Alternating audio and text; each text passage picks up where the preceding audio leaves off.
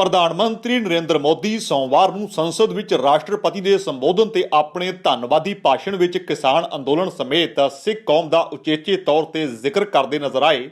ਪ੍ਰਧਾਨ ਮੰਤਰੀ ਨੇ ਜ਼ਿਕਰ 1984 ਸਿੱਖ ਕਤਲੇਆਮ ਦਾ ਵੀ ਕੀਤਾ ਹੈ ਅਤੇ ਇਸ ਤੇ ਫਿਕਰ ਵੀ ਜ਼ਾਹਰ ਕਰ ਦਿੱਤੀ ਹੈ ਕਿ ਸਿੱਖਾਂ ਨੂੰ ਕੋਈ ਗੁੰਮਰਾਹ ਕਰ ਰਿਹਾ ਹੈ। ਕਿਸਾਨ ਅੰਦੋਲਨ ਦੀ ਮੁਹਿੰਮ ਪੰਜਾਬ 'ਚ ਉੱਠੀ, ਅਗਵਾਈ ਸਿੱਖ ਕਿਸਾਨਾਂ ਨੇ ਕੀਤੀ। ਪ੍ਰਧਾਨ ਮੰਤਰੀ ਦੀ ਕੈਬਨਿਟ ਦੇ ਸਾਥੀ ਕਿਸਾਨ ਅੰਦੋਲਨਕਾਰੀਆਂ ਨੂੰ ਖਾਲਿਸਤਾਨੀ ਤੱਕ ਦੱਸਦੇ ਰਹੇ, ਪਰ ਪ੍ਰਧਾਨ ਮੰਤਰੀ ਨੇ ਸਿੱਖ ਮਨਾਂ ਵਿੱਚ ਵਾਧੀ ਬੇਭਰੋਸਗੀ ਨੂੰ ਲੱਗਦਾ ਭਾਪ ਲਿਆ ਹੈ। ਇਸ ਤੋਂ ਪਹਿਲਾਂ ਅਚਾਨਕ ਗੁਰਦੁਆਰਾ ਸਾਹਿਬ ਮੱਥਾ ਟੇਕਣ ਜਾਣਾ ਹੋਵੇ ਜਾਂ ਆਪਣੀ ਸਰਕਾਰ ਵੱਲੋਂ ਕੀਤੇ ਕੰਮਾਂ ਦੀ ਜਾਣਕਾਰੀ ਲਈ ਰੇਲਵੇ ਤੋਂ ਕਰਵਾਈਆਂ ਈਮੇਲਸ ਸਮੇਤ ਗੁਜਰਾਤ ਵਿੱਚ ਵਿਸ਼ੇਸ਼ ਤੌਰ ਤੇ ਆਪਣੀ ਪਾਰਟੀ ਨਾਲ ਸੰਬੰਧਿਤ ਕੁਝ ਸਿੱਖ ਚਿਹਰਿਆਂ ਨਾਲ ਮੁਲਾਕਾਤਾਂ ਹੋਣ, ਪਰ ਹੁਣ ਸੰਸਦ ਵਿੱਚ ਉਹਨਾਂ ਨੇ ਸਿੱਖ ਕੌਮ ਦਾ ਉਚੇਚੇ ਤੌਰ ਤੇ ਜ਼ਿਕਰ ਕੀਤਾ ਹੈ, ਉਹ ਵੀ ਧਿਆਨ ਮੰਗਦਾ ਹੈ। ਪ੍ਰਧਾਨ ਮੰਤਰੀ ਨਰਿੰਦਰ ਮੋਦੀ ਨੇ ਸੰਸਦ ਵਿੱਚ ਕਿਹਾ ਕਿ ਦੇਸ਼ ਨੂੰ ਹਰ ਸਿੱਖ ਤੇ ਗਰਵ ਹੈ। ਇਸ ਦੌਰਾਨ ਉਹਨਾਂ ਨੇ ਦੇਸ਼ ਵਿੱਚ ਸਿੱਖਾਂ ਦੇ ਯੋਗਦਾਨ ਨੂੰ ਵੀ ਗੌਰਵਾਨਿਤ ਕਰਨ ਵਾਲਾ ਦੱਸਿਆ। ਰਾਸ਼ਟਰਪਤੀ ਦੇ ਭਾਸ਼ਣ ਤੇ ਧੰਨਵਾਦ ਪ੍ਰਸਤਾਵ ਦਾ ਜਵਾਬ ਦਿੰਦੇ ਹੋਏ ਸੋਮਵਾਰ ਨੂੰ ਰਾਜ ਸਭਾ 'ਚ ਪ੍ਰਧਾਨ ਮੰਤਰੀ ਨਰਿੰਦਰ ਮੋਦੀ ਨੇ ਕਿਹਾ ਕਿ ਭਾਰਤ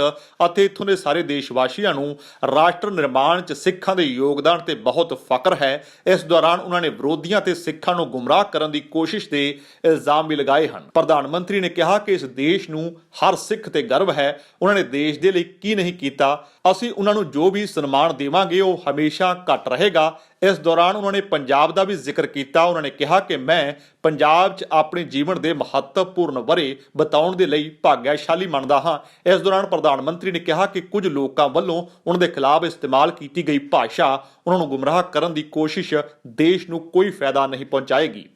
ये देश हर सिख के लिए गर्व करता है। देश के लिए क्या कुछ नहीं किया इन्होंने,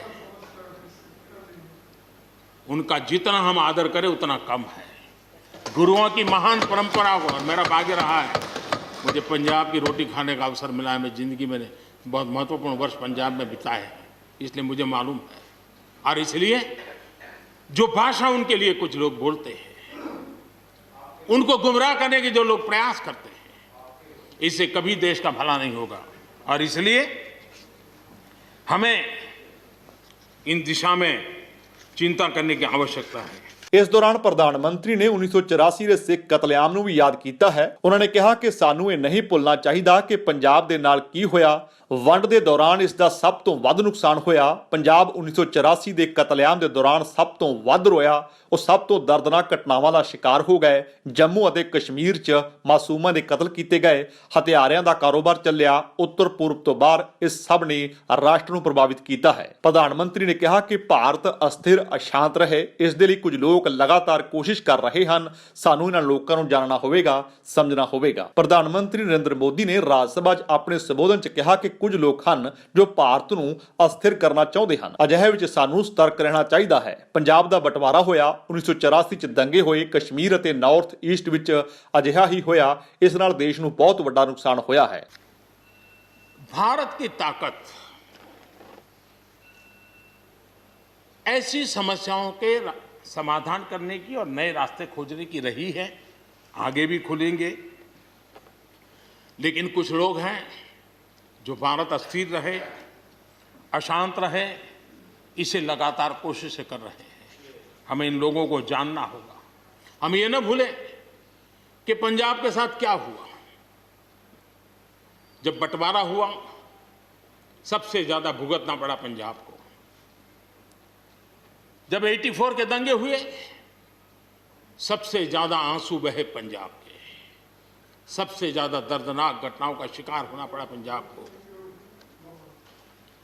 जो जम्मू कश्मीर में हुआ, निर्दोषों को मौत के घाट उतार दिया गया। जो नॉर्थ ईस्ट में होता रहा, आए दिन बम बंदूक और गोलियों का कारोबार चलता रहा। ये सारी चीजों ने देश को किसी न किसी रूप में बहुत नुकसान किया है।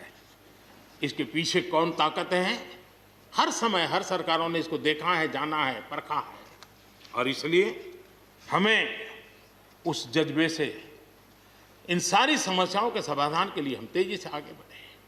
ਉਹਨਾਂ ਨੇ ਕਿਹਾ ਕਿ ਕੁਝ ਲੋਕ ਸਿੱਖ ਭਰਾਵਾਂ ਦੇ ਦਿਮਾਗ ਵਿੱਚ ਗਲਤ ਚੀਜ਼ਾਂ ਭਰਨ 'ਚ ਲੱਗੇ ਹੋਏ ਹਨ। ਇਹ ਦੇਸ਼ ਹਰ ਸਿੱਖ ਤੇ ਗਰਵ ਕਰਦਾ ਹੈ। ਪ੍ਰਧਾਨ ਮੰਤਰੀ ਮੋਦੀ ਨੇ ਕਿਹਾ ਕਿ ਦੇਸ਼ ਵਿੱਚ ਇਨੀ ਦਿਨੀ ਅੰਦੋਲਨ ਜੀਵੀਆਂ ਦੀ ਨਵੀਂ ਜਮਾਤ ਸਾਹਮਣੇ ਆਈ ਹੈ। ਇਹ ਟੋਲੀ ਕਿਸੇ ਦੇ ਵੀ ਅੰਦੋਲਨ 'ਚ ਚਲੇ ਜਾਂਦੇ ਹਨ। ਇਹ ਲੋਕ ਆਪਣਾ ਅੰਦੋਲਨ ਖੜਾ ਨਹੀਂ ਕਰ ਸਕਦੇ। ਦੇਸ਼ ਵਿੱਚ ਅਜਿਹਾ ਮਾਹੌਲ ਉਸਾਰਨ ਲਈ ਇਹ ਲਗਾਤਾਰ ਲੱਗੇ ਹੋਏ ਹਨ। ਪ੍ਰਧਾਨ ਮੰਤਰੀ ਨੇ ਕਿਹਾ ਕਿ ਮੈਂ ਪੰਜਾਬ ਦੀ ਰੋਟੀ ਖਾਧੀ ਹੈ। ਸਿੱਖ ਗੁਰੂਆਂ ਦੀ ਪਰੰਪਰਾ ਨੂੰ ਅਸੀਂ ਮੰਨਦੇ ਹਾਂ। ਉਹਨਾਂ ਦੇ ਲਈ ਜੋ ਭਾਸ਼ਾ ਬੋਲੀ ਜਾਂਦੀ ਹੈ ਉਸ ਨਾਲ ਦੇਸ਼ ਦਾ ਭਲਾ ਨਹੀਂ ਹੋਵੇਗਾ। ਨਾਲ ਹੀ ਪੀਐਮ ਮੋਦੀ ਨੇ ਵਿਰੋਧੀਆਂ ਤੋਂ ਅਪੀਲ ਕਰਦੇ ਹੋਏ ਕਿਹਾ ਕਿ ਅੰਦੋਲਨਕਾਰੀਆਂ ਨੂੰ ਸਮਝਾਉਂਦੇ ਹੋਏ ਸਾਨੂੰ ਅੱਗੇ ਵਧਣਾ ਹੋਵੇਗਾ। ਗਾਲਾਂ ਨੂੰ ਮੇਰੇ ਖਾਤੇ ਵਿੱਚ ਜਾਣ ਦਿਓ, ਪਰ ਸੁਧਾਰ ਹੋਣੇ ਚਾਹੀਦੇ ਹਨ। कृषि क्षेत्र की समस्याओं का समाधान करने के लिए आंदोलनकारियों को समझाते हुए हमने देश को आगे ले जाना होगा। हो सकता है कि शायद आज नहीं तो कल जो भी यहाँ होगा किसी न किसी को ये काम करना ही पड़ेगा। आज मैंने किया है, गालियाँ मेरे खाते में जाने दो, लेकिन इस अच्छा करने में आप जुड़ जाओ। बुरा हो मेरे खाते में, अच्छा हो आपके खाते में, आओ मिलकर के चले। ਪੀਐਮ ਮੋਦੀ ਨੇ ਕਿਸਾਨਾਂ ਨੂੰ ਯਕੀਨ ਦਿਵਾਇਆ ਕਿ ਐਮਐਸਪੀ ਹੈ ਤੇ ਅੱਗੋਂ ਵੀ ਰਹੇਗਾ। ਮੰਡੀਆਂ ਨੂੰ ਮਜ਼ਬੂਤ ਕੀਤਾ ਜਾ ਰਿਹਾ ਹੈ। ਜਿਨ੍ਹਾਂ 80 ਕਰੋੜ ਲੋਕਾਂ ਨੂੰ ਸਸਤੇ 'ਚ ਰਾਸ਼ਨ ਦਿੱਤਾ ਜਾਂਦਾ ਹੈ ਉਹ ਵੀ ਉਸੇ ਤਰ੍ਹਾਂ ਹੀ ਜਾਰੀ रहेगा। विश्वास दिलाता हूं कि मंडियां अधिक आधुनिक बने, अधिक प्रतिस्पर्धी होगी। इस बार बजट में भी उसके लिए हमने प्रावधान किया है। इतना ही नहीं, एमएसपी है, एमएसपी था, एमएसपी रहेगा। ਕਿਸਾਨਾਂ ਦੀ ਆਮਦਨ ਵਧਾਉਣ ਦੇ ਲਈ ਦੂਜੇ ਉਪਾਅ ਦਾ ਵੀ ਬਿੱਲ ਵਿੱਚ ਜ਼ੋਰ ਦਿੱਤਾ ਗਿਆ ਹੈ। ਪੀਐਮ ਮੋਦੀ ਨੇ ਕਿਹਾ ਕਿ ਜੇਕਰ ਹੁਣ ਦੇਰ ਕਰ ਦਿੱਤੀ ਤਾਂ ਕਿਸਾਨਾਂ ਨੂੰ ਹਨੇਰੇ ਵਿੱਚ ਤੱਕਣ ਵਾਲੇ ਕਦਮ ਹੋਣਗੇ। ਪ੍ਰਧਾਨ ਮੰਤਰੀ ਨਰਿੰਦਰ ਮੋਦੀ ਨੇ ਰਾਜ ਸਭਾ 'ਚ ਕਿਹਾ ਕਿ ਇਸ ਦੇਸ਼ ਨੂੰ ਹਰ ਸਿੱਖ ਤੇ ਗਰਵ ਹੈ। ਮੋਦੀ ਨੇ ਕਿਹਾ ਕਿ ਉਹਨਾਂ ਨੇ ਦੇਸ਼ ਦੇ ਲਈ ਕੀ ਨਹੀਂ ਕੀਤਾ। ਅਸੀਂ ਇਹਨਾਂ ਨੂੰ ਜੋ ਵੀ ਸਨਮਾਨ ਦੇਵਾਂਗੇ ਉਹ ਹਮੇਸ਼ਾ ਘੱਟ ਰਹੇਗਾ। ਮੈਂ ਪੰਜਾਬ 'ਚ ਆਪਣੇ ਜੀਵਨ ਦੇ ਮਹੱਤਵਪੂਰਨ ਵਰ੍ਹੇ ਬਿਤਾਏ ਹਨ ਅਤੇ ਮੈਂ ਇਸ ਲਈ ਖੁਦ ਨੂੰ ਭਾਗਿਆਸ਼ਾਲੀ ਸਮਝਦਾ ਹਾਂ। ਉਹਨਾਂ ਨੇ ਕਿਹਾ ਕਿ ਉਹਨਾਂ ਦੇ ਲਈ ਕੁਝ ਲੋਕਾਂ ਦੁਆਰਾ ਇਸਤੇਮਾਲ ਕੀਤੀ ਗਈ ਭਾਸ਼ਾ ਅਤੇ ਉਹਨਾਂ ਨੂੰ ਗੁੰਮਰਾਹ ਕਰਨ ਦੀਆਂ ਪ੍ਰਯਾਸ ਕਦੀ ਵੀ ਰਾਸ਼ਟਰ ਨੂੰ ਲਾਭ ਨਹੀਂ ਦੇਣਗੇ। ਮੋਦੀ ਨੇ ਕਿਹਾ ਕਿ ਭਾਰਤ ਅਸਥਿਰ ਅਸ਼ਾਂਤ ਰਹੇ, ਇਸ ਦੇ ਲਈ ਕੁਝ ਲੋਕ ਲਗਾਤਾਰ ਕੋਸ਼ਿਸ਼ਾਂ ਵਿੱਚ ਜੁਟੇ ਹੋਏ ਹਨ। ਅਜਿਹੇ ਇਲਜ਼ਾਮ ਵੀ ਉਹਨਾਂ ਨੇ ਲਗਾਏ ਹਨ ਤਾਂ ਨਿਸ਼ਾਨੇ ਸਿੱਧੇ ਵਿਰੋਧੀਆਂ ਦੇ ਸਾਧੇ ਹਨ। ਜੇਕਰ ਤੁਹਾਨੂੰ ਸਾਡਾ ਇਹ ਉਪਰਾਲਾ ਚੰਗਾ ਲੱਗਾ ਹੈ ਤਾਂ ਇਸ ਨੂੰ ਲਾਈਕ ਕਰੋ, ਸ਼ੇਅਰ ਕਰੋ ਅਤੇ ਸਾਡੇ YouTube ਚੈਨਲ ਨੂੰ ਸਬਸਕ੍ਰਾਈਬ ਕਰੋ।